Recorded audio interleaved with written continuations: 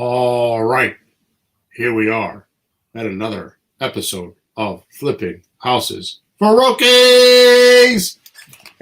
I was being conservative. Here we are at episode number 275, Peter. 275. Whoever thought we would get this far? Whoever thought?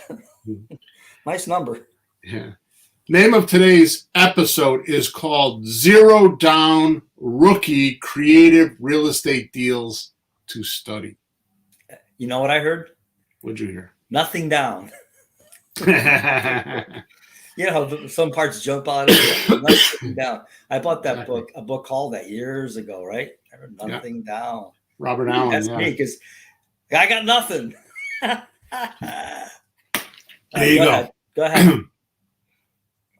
What if I told you today you can make quantum leaps or minimally giant steps with real estate investing by listening to this one podcast?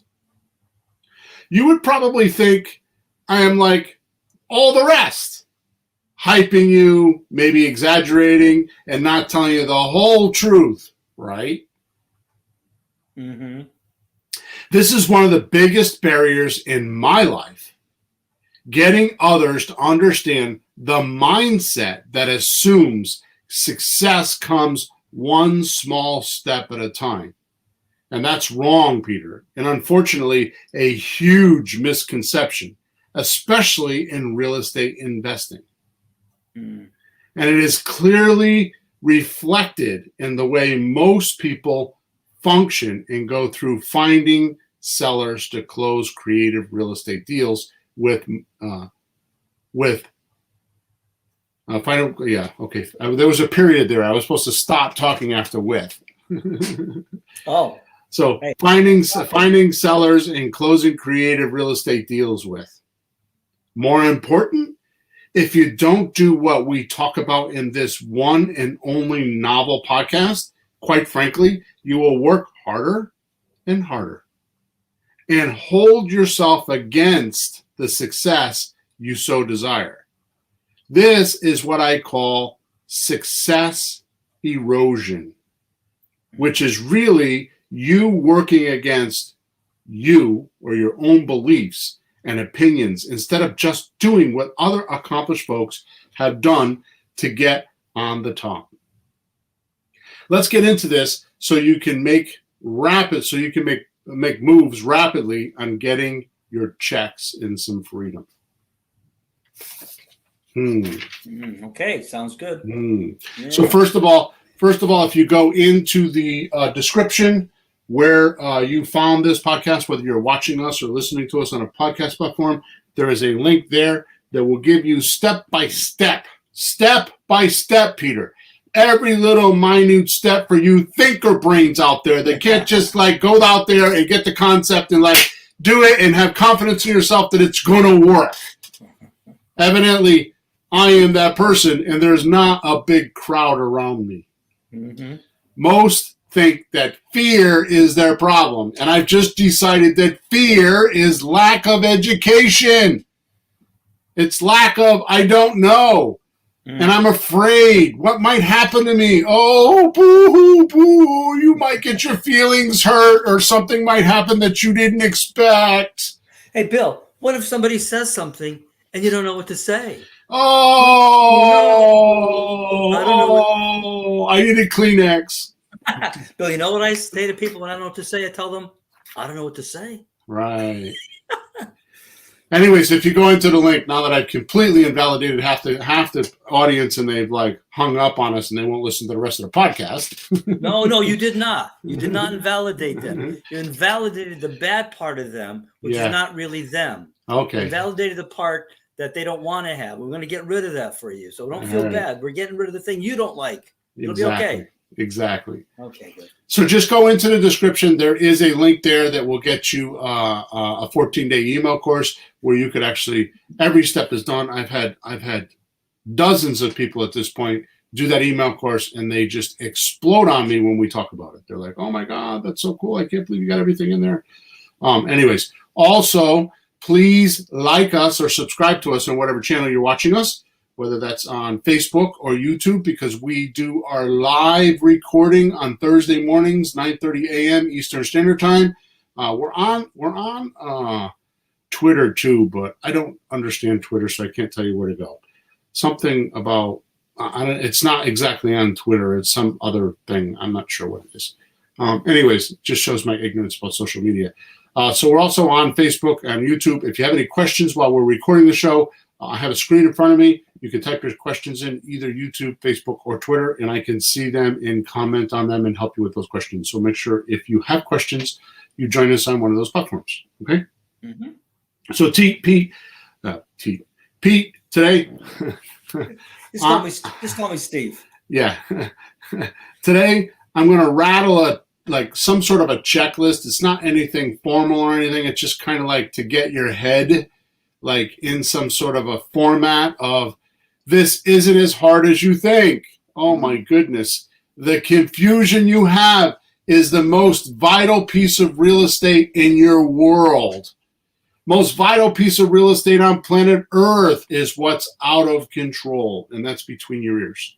Mm. You're injecting too many of your own opinions, and I can tell you, Peter, that because of my coaching groups and because because you're there with me, it is amazing when we do role playing, the things that come up only in role playing and never come up when I'm talking to customers.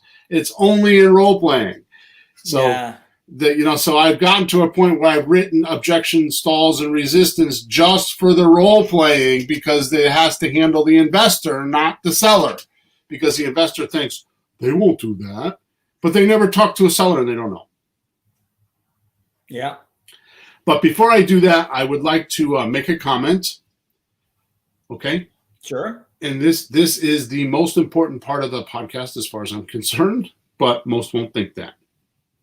Finding and closing deals is not about knowing lots of specialized information hidden from you.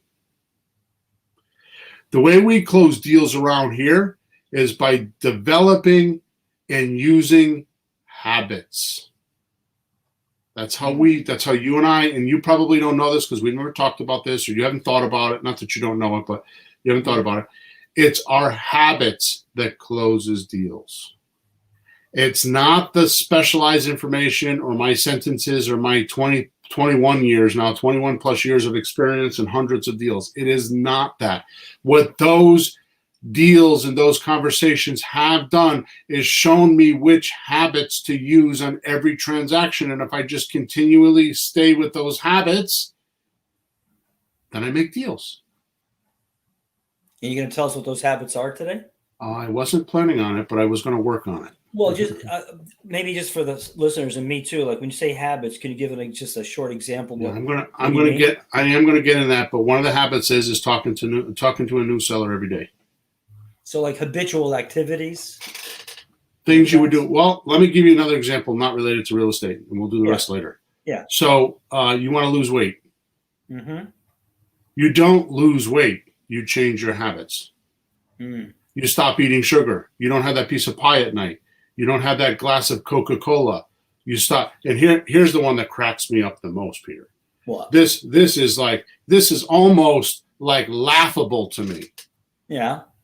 I hear the guys at the cigar shop. I won't mention names, but you have to realize that Tabucky Jones, who played for the Patriots for 10 years, he won a Super Bowl. He's got the ring. This guy is an all-out, over-the-rampart, total athlete.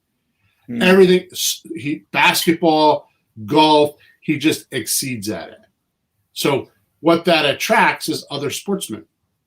Mm. So there's often other NFL players in the cigar shop. And most of the time, I don't even know they're NFL players. I just know them as like Steve or whatever their name is. Because I'm not a sports freak, but they are. Here's my point. These guys complain about their weight sometimes. They complain about heartburn. They complain about having trouble sleeping. And they complain about all these ailments while they're drinking their scotch. So many people don't understand that when you're on a diet, it's not just what you eat, but it's also what you drink. And alcohol does an amazing crazy thing to your body. Mm-hmm. So that habit is thwarting them from other parts of their life, and they don't even know they have the habit. It's not like they're alcoholics. These guys aren't alcoholics. I mean, they come to the cigar shop, especially on a Friday night, and they're looking to unwind. Yeah. And they drink and smoke cigars and watch football, and they bust on one another. I mean, it's testosterone at the max. Okay. Like So the locker room. Oh my God. right, exactly.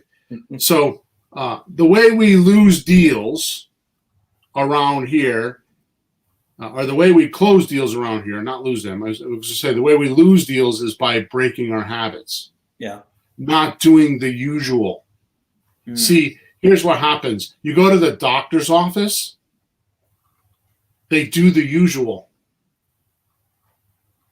Yeah, they always check your blood pressure. They always check your heart rate. They always check a few things, no matter what. Whatever you're there for, they start, and then they do the other usual. Then they have the form. Then they have the computer. They ask all the questions, and yeah, they do that.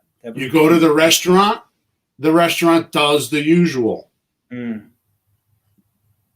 with me? Yeah. Okay. See, if you contact by text and call new sellers each and every day as a habit, sooner or later you will find a seller that won't say no. And we call them a motivated seller.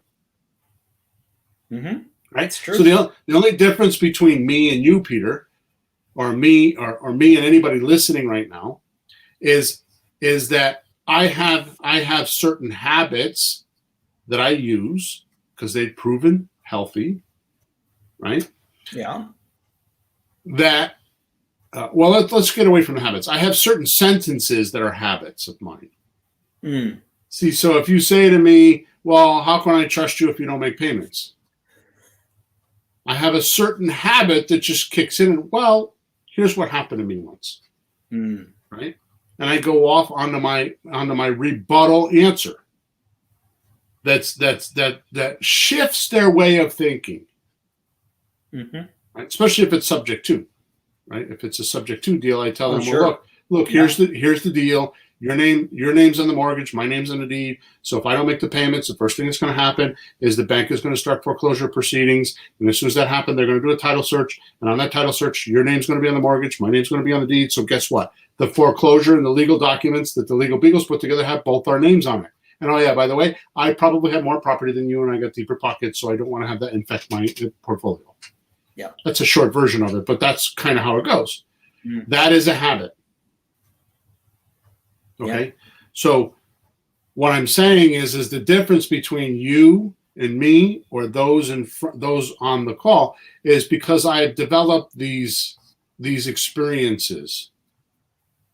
And those experiences forced a habit because I noticed after a while, a lot of people, out of 30 people, 28 people said, how do I know I can trust you to make my payments? So I had to have a habit to be able to handle that.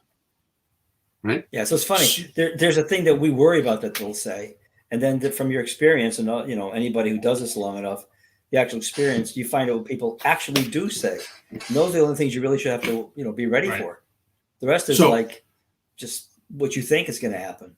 So again, I keep this as my third time saying it. So the difference between me and others is that because you don't have those persuasive words, and they're not really persuasive, but if they don't have those words that will get them to think a different way, because persuasive sounds derogatory and it's not that way, right?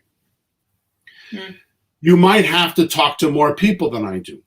So now what you're doing is instead of trying to convert some people, you're just looking for the low-hanging fruit. So you might have to make 25 phone calls or 50, and I might have to make 10. Right. Because you I have can to find convert easy guys. Right. So the point is that it's when you're first starting, the barrier isn't knowing what I know. And I sound so arrogant when I say that, but it's what people tell me. So it's you just experiencing what your habits should be based on what the seller is doing to you. And you'll notice after a while, if you talk to enough people, that they're all the same. All the sellers are the same. And there's only between 12 and 18 rebuttals that you need to learn. That's it. Yeah. They're not more than that. Okay. So the second thing that's important, all right, the second important thing to understand is, and this is like, again, it befuddles me because I talk to so many people and it just gets skipped, Peter. It just gets skipped, and it's just such an outpoint. It makes me not want to help people. Ooh. So the second important thing is you need to understand where to go look for the right people. As an example, you wouldn't find a polar bear in Florida or an alligator in Alaska. Yeah. Right? So in other words, you want to go where polar bears live, right? If you want to find a polar bear. What is their natural environment? So a polar bear is not going to do well in 100-degree weather. Nope. Right? Nope. So you got to go to where it's 50 below zero because that's what they like. An alligator isn't going to live in 50 below zero. It's going to freeze. It wants to be in 100-degree weather. Right? That's so right. So it's like Alaskan king crab. I watched that TV show. Oh, God, I have so much respect for those guys on that boat. I wouldn't do that. No way I could do what those guys do for Alaskan king crab. And I have even more respect for the captain to be able to sit in that chair in that 5 by 5 foot square cubicle and run the entire thing without even leaving his chair.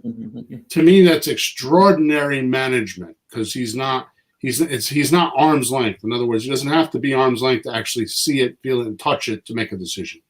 Right? Yeah, he's been there. He's been at the bottom, right? The stern. My point. He's been everywhere. He knows what's going on.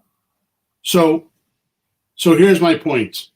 So if you know that all you need to do is just talk to enough people, and if you go in the right place, right? Mm-hmm. Then 60% of what you need to do is done. Well, you're in the right pool. Right. So, for example, this brings me down to zero down type of deals. Yeah. So those are a slot deal, which is a sandwich lease option transfer. Mm-hmm. Okay. Or just an option deal, or a rent to own deal, which is like a sandwich lease option, except we stay in the deal. Mm-hmm. And subject to deals. Mm-hmm. Okay. I had it on my desk yesterday. I could tell you this.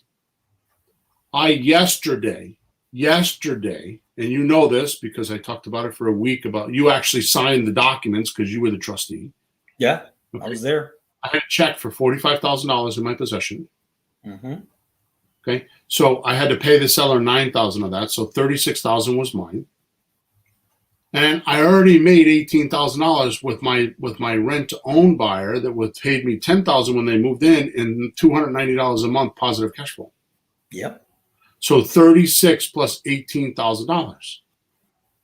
Who wants that deal? Everybody listening right now, right? Yeah, but how much? Wait a minute. How much you spend on the renovation? There was no renovation. That's right. There was none. It cost me $70 to file the deed because it was a subject to deal. But Bill, you made the average renovation. I was talking, I guess, to my son because we're looking for a house for him, and he reads things. He hasn't done what we do, but the average renovation profit is maybe $25,000 on a renovation. Yeah. You watch some of those TV shows, and sometimes they break even when they're not really careful. And you made 54 without a renovation. Come on, that's nuts. Right. It's for a $70 investment. Yep.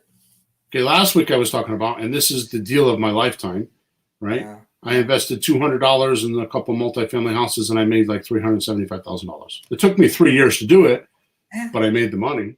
Yeah. But the reason why is because I know where to go looking for those people. What is the saying? Birds of a feather flock together.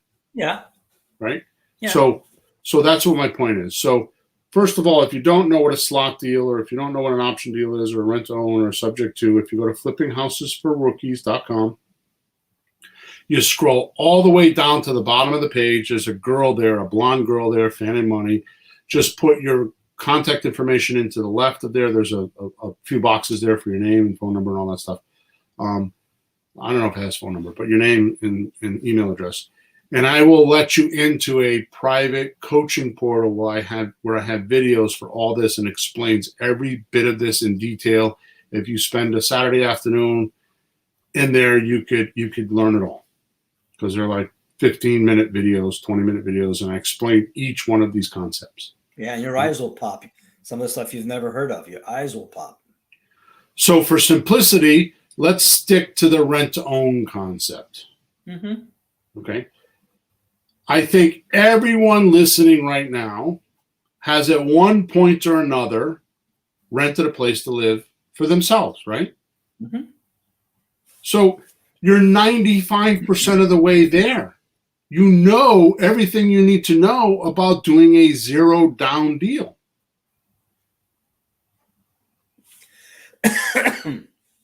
You're renting from your seller and sub-renting or subleasing to your buyer.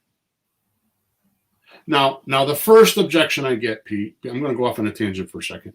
The first objection I get is, but Bill, what about the paperwork?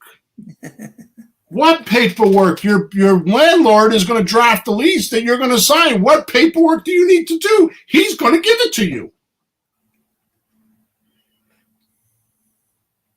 Hello? Well, it's a lease. But if you go to the link that's inside of the chat, I show you where to go get the documents for free. And I show you where you can go for $25 a month and get an attorney in your backyard to look at the documents to make sure that they are correct. So you're not nervous? The only other thing I could do, Peter, is go find these deals for these people, do it for them, do the paperwork for them, and say, here's your check. I don't know how much easier I can make it. Yeah, but you're going to make all the money that way. And you should. Yeah. Yeah, these things aren't new crazy things that you came up with. These are standard. You have better forms. You have your own forms you've worked on, with some particular sentences here and there to make them the way you want. But these are normal standard forms. You didn't make it up. But it cost me a lot of money to find them. Yeah. And figure them out, and then be able to organize it in my own mind so I could explain it to you easily. Oh, hell yeah. So let's just kind of go through this. This is not technically a checklist. It's more like a mindset checklist. Just because I want to show the simplicity of how this could be done. Okay. And what I'm trying to do is I'm trying to rattle our listeners to make them realize that their barrier is in their own head. It's their opinions. It's their education up to this point. So they think is good, but it's not in this case because it's stopping them. Mm-hmm. And it's their beliefs that it's harder than what it really is. And the only reason why, let me give you an example. Yeah. You're going to get on a diet and you're going to go to the gym, but you've never been to the gym before. Mm-hmm. How hard do you think it's going to be?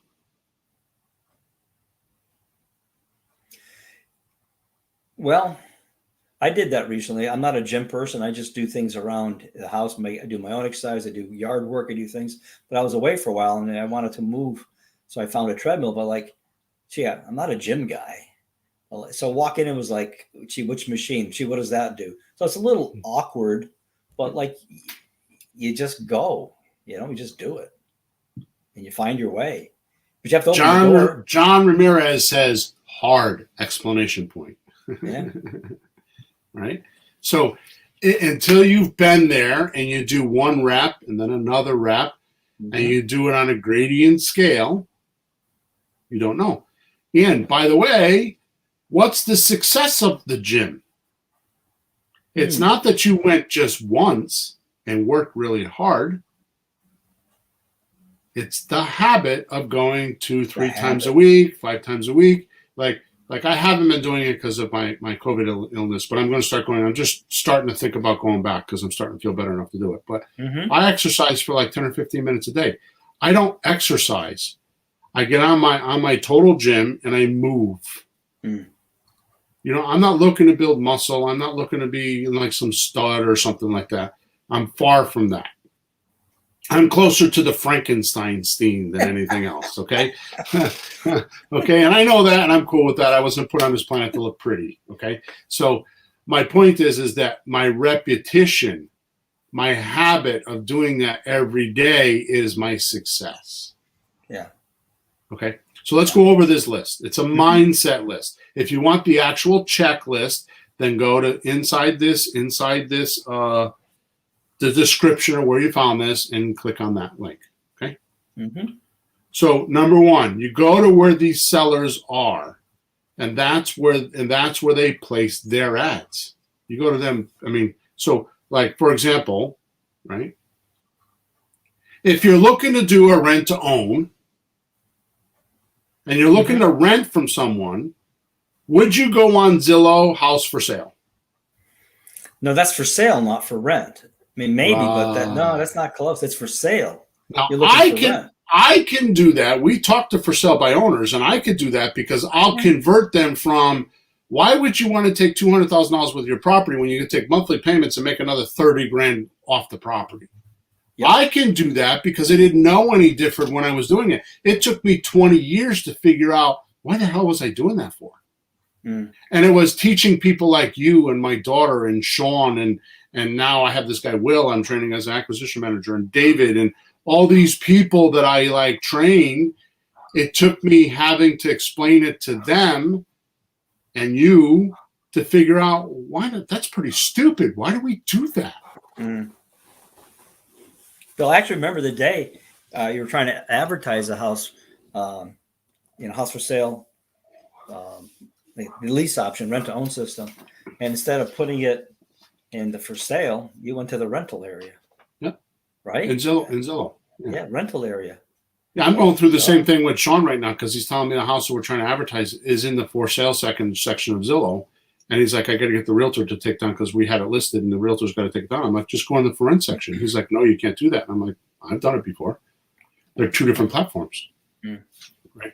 So if you're looking to do a rent to own, wouldn't it make sense you go to where people have ads on a property that they're trying to rent? You're part of the way there. Hello. Yeah. So Facebook Marketplace is killer for that right now. Facebook Marketplace right now is the new Craigslist.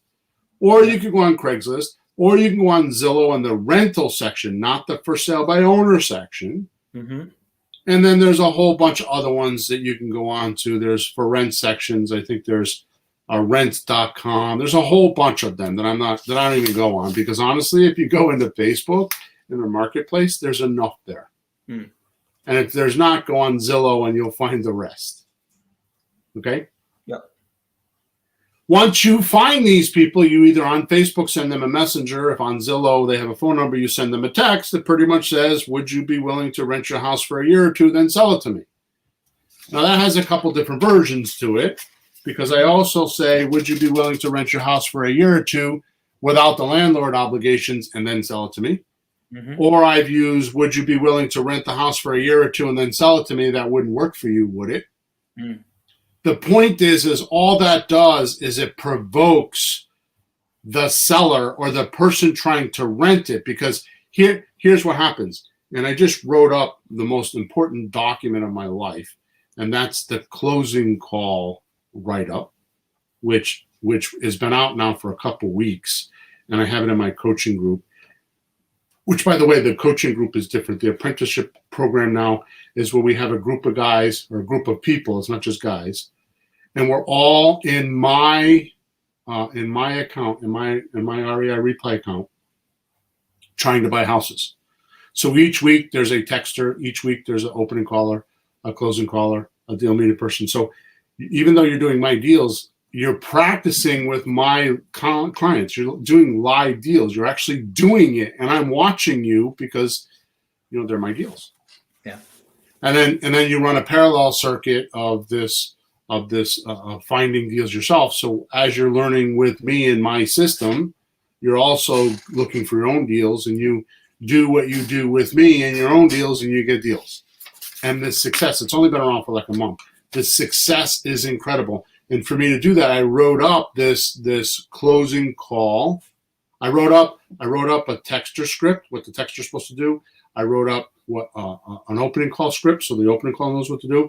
I wrote up a closing call script, so the closing call knows what to do. I'm in the middle of writing up a checklist for the deal meeting, and then I'm writing up a checklist for the closing. And then I've already written this because we use it. I have a checklist for when you're ready to sell the house on a lease option, how to set the house up to get it ready for sell lease option with all the flyers, all the ads, everything. And that's all in this apprenticeship program. They're all brand new. They're only weeks old. Mm-hmm. And I've had a new acquisition manager, and I've had Sean, my partner, and a couple guys that have been in the program for quite a while use these scripts, and it's incredible how well they work. Okay, so that is not for this. Here's the point that I want to make, is what I'm telling you right now is why not go get rent-to-owns and sublease them and get started? The stuff we're talking about in these scripts and the way we do these things are for the harder deals. In the beginning, you shouldn't do the harder deals. You should do the simple deals. You should do the zero down rent-to-own method. That's what you should do, and that's what we're talking about. So you go to where renters are, where people are renting the property, number one. Number two, you send them this message that we're talking about. Number three, once they answer, they raise their hand and said, I'm curious. The ones that don't answer or send back profanity, well, those just don't need to be in your life. You just don't pay attention to them. But once they answer, you ask them if you could chat with them for a couple minutes by phone. And what are they going to say? This is not cold calling them, by the way, right? So that's step number 4 is you call them, right? And you use the script that's on the inside of this 14-day email course that's in the link. There is an extensive script in there that works really well. And all you need to do is read it. You don't have to practice it. You don't even have to. You could just tell them, I'm going to read something to you. And you answer the questions, okay? And they'll do it. You don't have to practice this.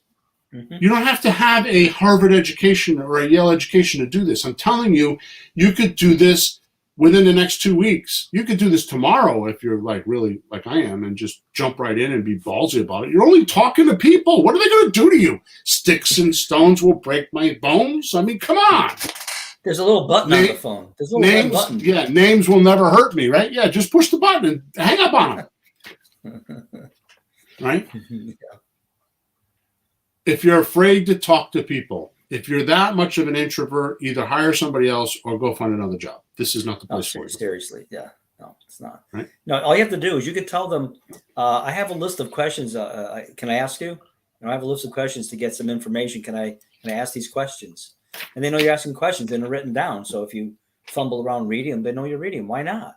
Exactly right. I know this, Peter. I know this. For sure I know this. What? Okay. I was sick as hell. I know I keep talking about it, but it's just because it was such a new experience for me because 57 years old, I've never been, other than a common cold. When I was 10, I had pneumonia, but I've never been to the hospital. Yeah. We walked into the hospital, the emergency room, and the girl asked me questions she read off the screen. Yep. That's the triage step. That's them wanting to know, what's going on, Bill? I go in the hospital, and I'm in ICU for 2 weeks, and every day the doctor comes in and asks questions with a clipboard. Now, I leave the hospital, and I'm still, after 2 weeks, not feeling good, so I go to my primary doctor, and my primary doctor asks, there's a girl that reads the questions to me and writes them down. Why is this any different than you talking to a seller? Read the questions, just like they do at the doctor's office. They need to know. They don't expect you to be an actor, a globe-winning actor, right? Academy Award. It's just well, the funniest story is, check this out, folks. You were at a conference once when you were first learning all about this, and a guy gets up on stage. If I don't mind telling the story, and he was fumbling around with a live call. Look, folks, look how easy it is. He's like, I owe that guy my life. Right? I'm not going to say his name because I will embarrass him, but he was a guru. I owe that guy my life. Yeah. because he sucked so bad. I thought to myself, sitting in the audience, holy shit, I could do 100 times better than that. And it gave me the confidence to come home and do a call, and then do another call, and then do another call. And if it wasn't for that guy, I don't know that I would have came home and did it. But he sucked. He was horrible. Well, there's a funny aspect to this. I've learned it in signs. You can have like a handwritten crappy sign and stick it in front of your building, and people will walk in. If you make a really fancy one, they think that is too slick. Yeah. You know, so if you're like a Hollywood actor, they're thinking, this guy's full of crap. Dan Kennedy says ugly sells. He's a marketing guy. Dan Kennedy says ugly sells. So fumble, be a dumbass, and you'll sound more real and more acceptable to the other person. They don't feel threatened or something. I can't say even what it is, but we just know it's fine. Don't worry about it. Right. So, John, glad to see you're here. I haven't talked to you in quite a while there, buddy. So he says you're there to diagnose their problem. That way you can know what to prescribe to them. That's right, John. The doctor analogy. Banks never thought about it like that. Yeah. It's exactly right. Yeah. It's exactly right. Yeah. So next week we're going to do the car mechanic version of that. Yeah. No, actually, what I was supposed to do this week is I have 4 questions or 4 things that you have to know before you can do any transaction. I was going to write that this week and forgot about it, and I remembered it this morning, so I'll do that next week. Okay. All right. So right now, that's just an analogy. The mechanic one. What's wrong with the car? You know. Exactly. So number 3 is once the answer, you can ask them. Once they answer your text, you can ask them for their phone number. Number 4 is you call them. You use the script inside the 14-day email course that you can get for free. Number 5 is see if they're willing to rent to you and then sub-rent to a buyer. Mm. Don't hold that a secret. Say, so here's the deal. You know, I'm going to go find my buyer to perform. So, Peter, this is just 100% pure logic, and I find that that's not always easy to find. You're not committing to paying that rent. You're not committing to paying that property price. You're not committing to the maintenance. You're not committing to all that. Which, by the way, if we do single family houses, then we have maintenance. If we do like condos and stuff, there's not that much there, right? Nope. So what I'm saying is we're not committing to any of that. We're committing to go find the buyer to get them to do that. They pay the rent. They agree to the price of the house. They do the maintenance and the repairs. Mm-hmm. They cut the grass. They shovel the driveway. What do you think of a landlord that has that landlord obligation? The benefits to that landlord are A, you can continue to get the money you've been getting every month, but at the end of the contract, we'll actually buy, or on or before the end of the contract, we'll actually purchase. They've not anybody telling them that. No. And number 2, they don't have the landlord obligations. They could rid themselves of the bad toilets and all that stuff. Because our buyer is going to buy. I mean, think of it like this. You've heard me say it in the past. If you go on vacation and you rent a car, are you going to wash it? Are you going to like do a tune-up? Are you going to change the tires? Are you going to shampoo the inside of the car? No, right? Nope. But if you own the car, will you do all that? Hell yeah. Well, we hope you will. Right? So that's what my point is. This is like what our tenant buyers are like. They own it, so they're going to attempt to take care of the property. Yeah. Right? So, and they're grateful. Yes. They're like the ugly date. They're grateful. Whoa. And I didn't say male or female. Whoa. That's right. That's I'm skipping right over that one, but it's a good punchline. Number 6. Number 6. You find the buyers. So I get this question on my one-on-one interviews because I do about a half a dozen, sometimes 4 to 6 a week, where I do a 45-minute one-on-one consult. And if you want that, just go to flippinghousesforrookies.com, top right-hand side, send in a support ticket, and I'll send you the link so you can make an appointment. And on those appointments, what I do is I actually talk to you about your career. Like, what are your plans? Like, what I'm trying to do is give you the clearest path without you self-destructing it. Not your idea of what the path is. I'm talking about the path of somebody that's already done it. Mm-hmm. So I know where the path is. right? Yeah. So I do those one-on-ones, and one of the things I get probably about 30 or 40% of my calls is, how am I going to sell it? Sure. They're worried like, oh, boy, what if I can't? Right. So so number 6 is, you're going to put an ad in Facebook. Okay. Usually that's enough, or on Zillow Rent. And the ad's going to say house for sale, no bank qualifying. And believe me, that is going to drag in all the driftwood. You're going to have more leads than you know what to do with. Usually when we do it, like on Facebook, I'll put an ad. We just did it the other day. I'll do a 7-day ad, no bank qualifying. Obviously, it's got the pictures of the house and all that kind of stuff, and a description, bedrooms, baths, amenities, all that kind of stuff, right? Mm-hmm. Nothing more than, this house is offered rent to own, or no bank qualifying. Yep. I tend to drag in, on a 7-day period, if I boost it for $50, about 150 leads. Wow. Yeah. Not always. I've had it as low as 90, depending on the house or where it is. Like, we just sold it. We just 2 bedroom, and that was a little bit harder because it was a 2-bedroom. Yeah. Right.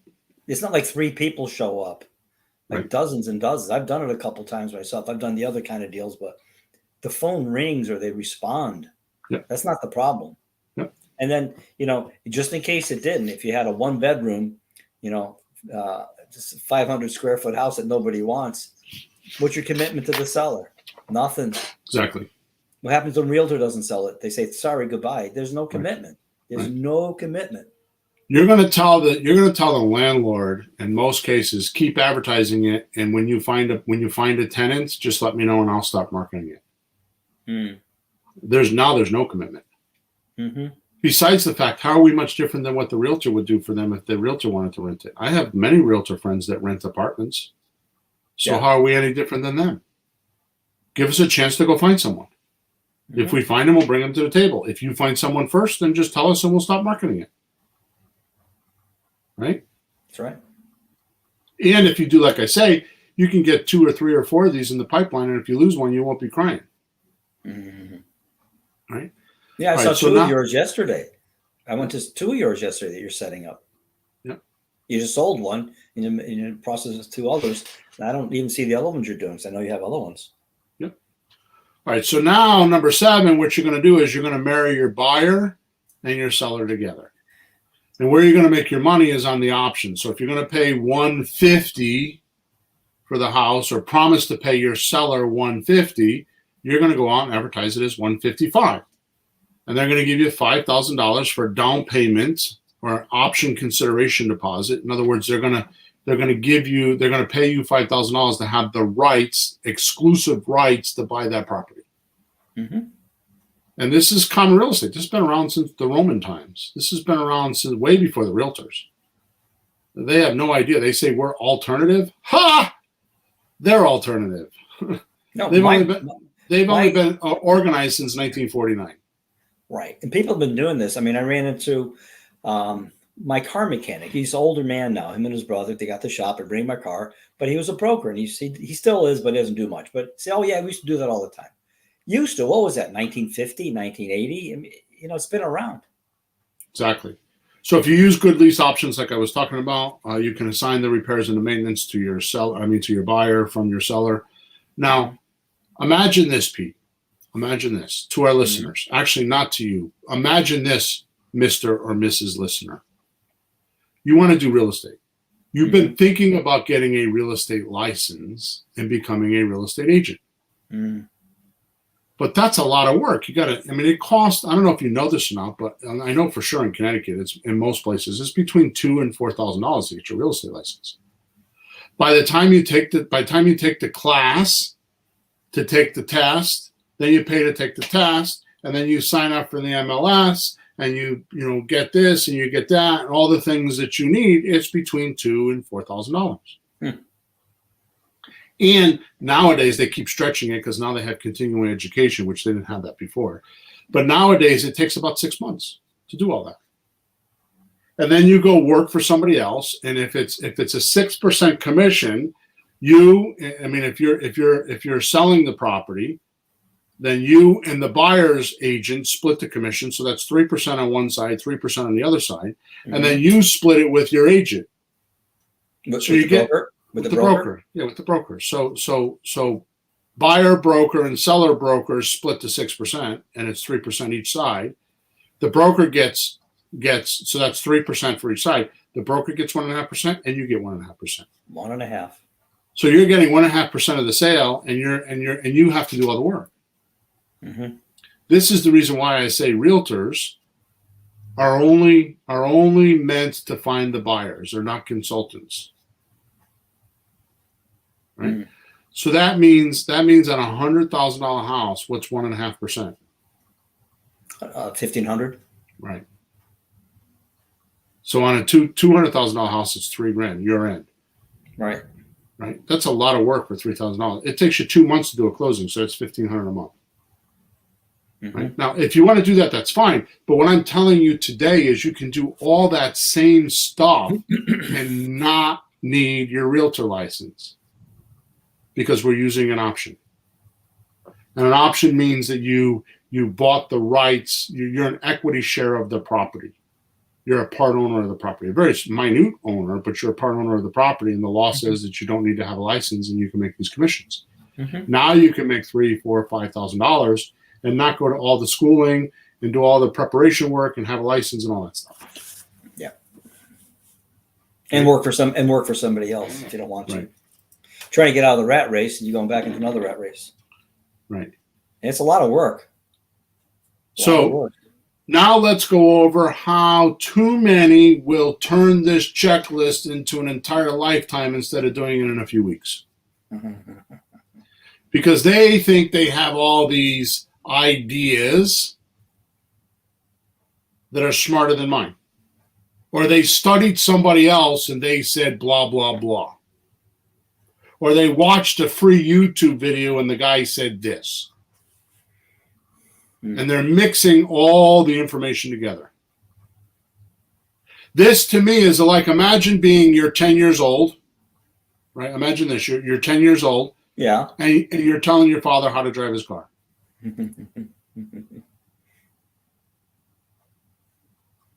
Right? As if you're the expert and your dad isn't. Your dad's been driving for 30 years and you're 10 years old and never drove and you're telling him how to drive. Yeah, but you played video games. Right. Now you watch the YouTube video. Yeah. This is what most real estate investors do with the materials that I give them. You know, as an educator, not everything is wrong from other people. I know you're not saying that, but even if like there's a lot of right things and this guy, that guy, and the other guy, if you mix things, that's not always smart. Like take 5 recipes of your favorite foods and mix them. What do you think you got now? You got a mess. Right. So if you use a system, you use it. You know, your system is successful. What caused me to be where I am today, Peter, mm-hmm. and that means, coaching and teaching, and you kind of provoked a lot of it. I was doing it before, but I'm doing it much more now than in the last 6 years because of you. Mm. Here's what happened. I have at this point, I'm saying well over 100,000. It's probably more like 150,000. Yeah. I mean, I just bought a course last week and spent $600, and it was like nothing. I mean, and I'm studying it. It's actually Joe Camp, on negotiating. It's like a course that I bought, and I'm freaking eating it up. It's amazing, right? Mm-hmm. I go to all these courses. I've been to Ron LeGrand, Joe Crump, Richard Roop. I did some I grew up with Dan Merrill, so I know some of Dan Merrill stuff. Robin Thompson, Lindahl, Dave Lindahl. I've been to a lot of these. I've been through a lot of them coaching programs. I mean, some of them were $30,000 coaching programs, right? Here's what I noticed. Each one of those guys were phenomenal. I learned a lot. Yeah. But they only did what they did. They did one thing. They were good at one thing. Mm-hmm. So what I ended up doing was, because I had to teach an acquisition manager, because I had all these strategies. So I had the slot deal, which Ron LeGrand calls the ACT deal, ACT. My transaction is different than his, but I got the concept from him. I didn't steal it. I just started doing them, and then he started talking about it because I was around when the guys in the audience were talking about it, and then he heard about it and he started teaching it, right? So what happened is the slot deal, and then there's the option deal, and then there's the rent-own deal, and then there's the getting the deed deal, and then there's the rehab deal, and I learned all these from different people. And what I did is I figured out the math on when you should do these deals and when you don't based on the loan-to-value ratio. And I put them in order, like when do you do which one, the hierarchy. When do you do each deal? And that's what I'm known for. Yeah. Right? Is those. And I'm also known for negotiating. Yeah, it's a huge difference when you're buying something. If the person has no equity in the property at all, he owes every dime that it's worth. There's not too many ways you can buy that. And if somebody owes nothing on the property, it's all equity, you have a few more things you can do. And you figured out what goes where. And you never think about that. You look at how much you want. There's a big, big difference how much the person is going to get out of it.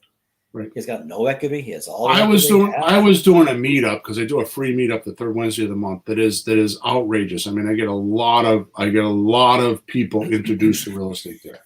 And we've been doing that for almost 7 years. I was on one of those a couple months ago, and the guy put in the chat, I was talking about subject 2, and he put in the chat, well, why would I want to listen to you? Why wouldn't I just listen to Pace Morby? And my answer to him is, I've not listened to Pace's stuff. I've listened to some of his stuff, but I've had a few of his students. I make him look like he's in kindergarten when I do my subject 2 deals, because I have a very specific way to do that. And I use trust, and I use the owner, and we use attorneys to close our subject 2 deals. I don't know who else does that. I've never heard of that. I know you've been working on it. I've been watching you as you do it. You get another piece of like a very smart, very safe way, very legal and tight way to do it. So my response, because I'm a New Yorker and I copped an attitude, I said to him, I make Mace Morby, or whatever his name is, look like he's in kindergarten. And I deleted him from the webinar immediately. You know why? Because I don't need competition. I make a lion's share. I just told you this year I had one transaction. I made $375,000. Do I need that, dude? You know what I mean? That's just one transaction. I just told you just today I had another transaction. I made $35,000. That's just 2 transactions. That's in the last month. So, hey, Bill, you know what do I need that, dude? I'm not bragging, but I'm saying, do I need that guy breaking my balls about I have to prove to him who I am? Yeah, but no, dude, you got it backwards. It's stupider than that. Hindsight is 20/20, and I would never have come up with this on the spot. But like I've heard you say this before, and something just dawned on me. What's he listening to you for? Why isn't he stuck with the other guy? If he's so good, what do you do? What's he doing looking around if he's not happy? This podcast went completely not the way I want, because I'm not here trying to talk about me. I'm not trying to brag about myself. I'm not. I don't. It's the results you get. I know how to do it, and my point is the 10-year-old kid is telling his dad how to drive. Yeah. So I don't need this guy in a webinar telling me how to do subject 2 deals, because I'm doing them. How many deals has he done? I've done dozens and dozens and dozens and dozens of them. I've done a dozen just this year. And he's telling me how to do it. Right? So if they don't agree or think that I can't, then just don't hang out. I'm cool. What are you doing here? But if you want help, I don't know anybody that gives as much help as I do. Right? And one of the things that I had the most amount of trouble with is that the seller has a certain way to do things, and they're all the same. There's only 12 or 18 objections or rebuttals they have on average. If you know them, which, by the way, those 12 or 18 are in my new write-up that we have in the coaching group, and that's the only place you're going to get it. So don't send me a support ticket and ask me where it is, because I'm not giving it to anybody else. It's for my coaching clients, right? Which is another thing. I get people that tell me they're either gonna find a deal so they can pay for the coaching, which is like what's first, the chicken or the egg, Or I get people that have been in coaching and they'll leave and they'll tell me, well, I'm going to leave on a sabbatical and I'm going to come back in 3 months. And they never do. No. Right. And I kind of have a policy. If you leave the coaching group, you don't come back, because in my mind, I think that you weren't strong enough to stick it out. So why would I want to waste my time on you? Yeah. You know, or they think they're going to go listen to free shit, or they're going to go like get information somewhere else and blah, blah, blah. You know, it's like, whatever. You know, I mean, imagine if Tiger Woods was in the playoffs and he was going to go watch a video on how to play golf. No, he's got a coach. You know, Magic Johnson, he had a coach. I mean, all these guys, Nichols, that plays golf, they all have coaches. Yep. Why is that? Because you can't look outside of yourself so easily. You can't see yourself outside of yourself. You need somebody else that knows what they're doing to look at you and say, oh, wait a minute, the swing is wrong, or this is wrong, or that's wrong. Don't move your shoulder, move your head, you know, whatever. You just can't do it, right? I even have a coach. I've got 2 of them. You know what I mean? So the bottom line is the best way to learn is with experience, which is the reason for the coach, because the coach is there, whether it's me or anybody else. And I'm not telling you to be in my coaching program, because I'm content with what I have there. Unless, of course, you want to learn, you really want to learn, then I'm interested in showing you. And with this new apprenticeship program, I give you that experience. It's the first time I've ever seen this. We actually go into this portal every Monday night, and you're actually texting somebody, or you're opening call with somebody. We record it. You're doing a closing call. You're actually practicing, and we're, as a team, helping you. So the total, I think there's like 15 people in my coaching group. They're all there helping one another. As a team, they're doing a deal. They're helping one another, and that is incredible. Now, I want to end the podcast with this. And this is the habit that I use. This is the main habit that I use. And I put it at the end of the podcast, and there's already a bunch of people that left the podcast that won't hear this. And that's exactly what I'm talking about, because they think I'm gibbering and I'm trying to sell myself and whatever, and it's so not true. Watch this. Each and every deal goes through this sequence every time in this order. You cannot do a deal unless you do this sequence. End of story. It just cannot be done. You won't get a deal. Number 1, find where the buyer is based on the kind of deal you want to do. So if you want to do a 0 down deals and quick deals, then go look for rent to own buyer, or go look for renters. If you want to do subject to deals, then go look for like divorced people and stuff like that. If you want to look for owner finance deals, then go look for free and clear houses or a lot of equity, right? So you just break down what type of a deal you want to do, which, by the way, a lot of people tell me they want to do wholesale deals, and that's the stupidest thing in the world I heard. Because that business is done. That business is over. In a few more years, we're not even going to hear about it anymore. Okay, so I hope not. Yeah. So if you don't have a lot of education, if you don't have capital, if you're afraid to talk to somebody or something like that, then rent to own is the best way to do it. Okay.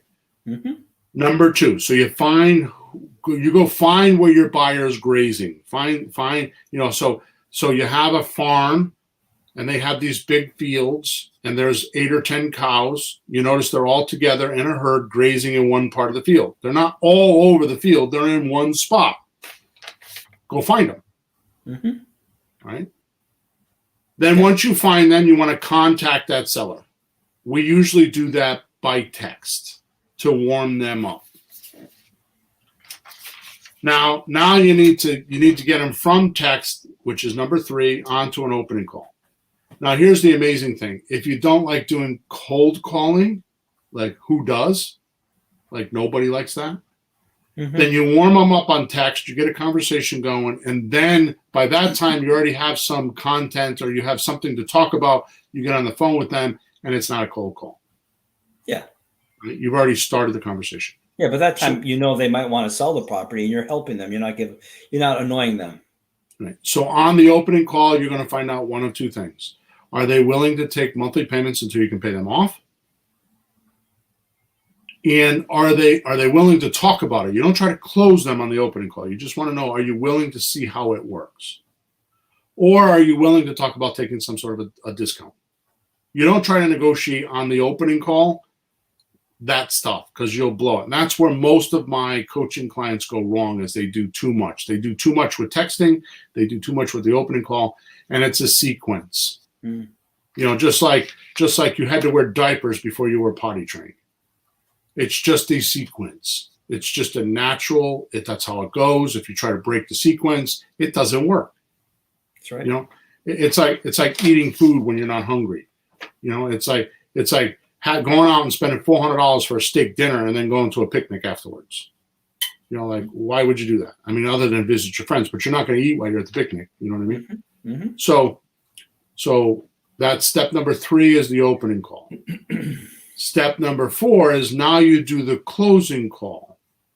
And the closing call's job is to do the discovery step, just like we talked about in the hospital, like what hurts, where does it go? Because they need to know where to send you in the hospital.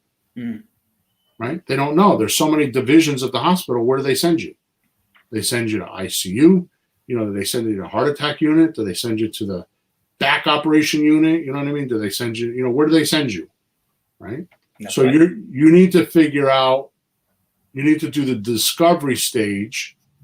And here's the thing, Peter, this is amazing. You have to pay attention to this because I've been saying this now for a couple months and it kind of like glosses over. But listen to this carefully.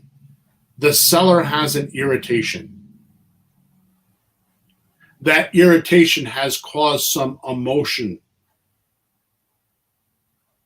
Right? So the irritation is, you know, every weekend I'm going out and going over and cleaning my mother's and father's house out because they died. Yeah. So they're irritated with that. The emotion is my wife is giving me a hard time because we haven't gone out to dinner, or we haven't had any family time. Or I had to miss a birthday party, or I'm tired when I go to work on Monday, and that's the emotion. So the irritation is there, and it creates an emotion. The emotion is the motivation, not the irritation. So it's the feelings of, like, I'm sick of this. That's the motivation. So what you're doing in the discovery stage is you're wondering what the irritation is. That's the physical, like the house is like, I'm tired of cutting the grass. You know, I don't want to make the monthly payments anymore because it's taken away from my savings account, or I'm taking money out of my retirement account to make the payments. There's an irritation there, but it causes an emotion, and that emotion is the actual motivation. Once you find... Yeah, it causes, it's affecting the person in some ways. Yeah. Like there's the problem, and then it causes issues. Right. Because of that, these other things happen. So hear me loudly, because we're at an hour and I want to stop, and I got one more thing to talk about. Yeah. So hear me loudly. Hear me loudly. Take everything that you ever heard me say and wipe the slate clean. And listen to this. The only reason why somebody sells a house is because of emotion, because of how they feel. They don't want to feel that way anymore, which is need, or they want to feel like they were successful by getting the money out of the house, which is greed. It's how they feel. I mean, think of it this way. The day they bought the house, they were all excited, had all these plans, right? All these plans of all the things they're going to do. And they're excited, and they're creating, and they're talking about their future, and they're going to do this, and they're going to do that. Now it's a year later, and they're selling the house. So what happened between all that excitement and now? They went from being totally excited to totally being in apathy or in despair, you know, no hope or something, some feeling that now they have to get rid of this house. Right? Yeah. John says, I'm talking with a seller who hasn't received a payment in a year. He's ready to give the house away. Oh, boy. Here it comes. Okay, so listen to this. John says that I'm talking to a seller who hasn't received a payment in a year, probably from a tenant. That's the irritation. The emotion is he's ready to give the house away. They're two different things. Yeah. Because the emotion is this tenant is screwing me and I'm paying for it. I'm done with that. That's the emotion. It's not the money. You understand? Yeah, because the way a person reacts to something isn't set. Like one thing can make one person angry, one can make a person sad, one can make them apathetic. So And you don't assume what the reaction is. So something happens, but you have to find out how is that making them feel. Right. And like that's what's going to buy you houses when you get to that sweet spot. Yeah, that's interesting. You've got it broken in 2 steps there, because most of us will go, "Oh, the guy hasn't paid you. Okay, well, I'll buy the house from you." Whoa, whoa, whoa, whoa, whoa. Yeah. How does that make you feel?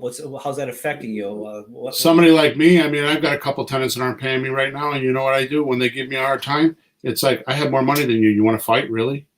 I'm going to win. I can go without your rent for the next 6 months. I'm cool. I have money in an account. I got $20,000, $30,000 or whatever in an account, and I can sweat you out. Right?